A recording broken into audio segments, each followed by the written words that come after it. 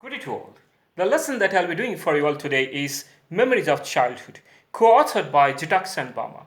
Social discrimination based on caste or otherwise is a social evil, can only be eradicated and overcome only with the power of education and education alone. And for that, one has to have courage enough to stand against, to raise one's voice against any indignity, humiliation, and exploitation of any sort. But one also needs to have a long power of will, determination, self belief, self confidence, and courage of conviction to do so. There are two accounts of personal indignity, humiliation, and oppression in this lesson, Memories of Childhood. Both Jitaks and Bama were born in the marginalized and oppressed section of the society. Jitaksa, a Native American, faced the indignity and humiliation of highest order while her hair being shingled by the school authorities. As for her, in her culture, short hair was worn only by the mourners and shingled hair by the captured cowards. That was what she had been told by her mother when she was a child. She resisted, hid herself under a bed, but was dragged out, and her long hair was cut short. She felt like a helpless animal, driven by a herder, and all her resistance and cry for help went in vain. She felt like only if her mother could have been around, might have been able to understand her pain and plight.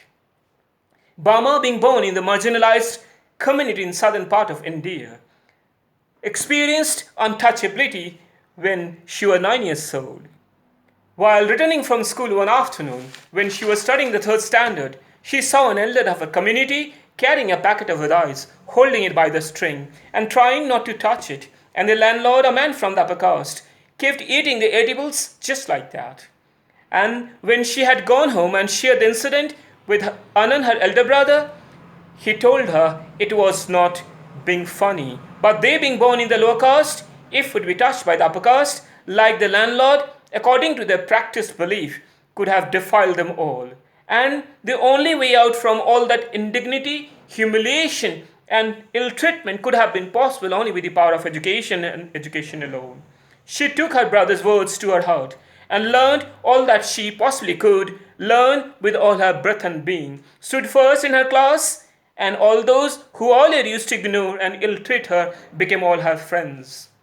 As she had been able to understand the simple truth that the only way out from all that and untouchability, a social evil, could have been possibly eradicated from the society only with the power of education and education alone.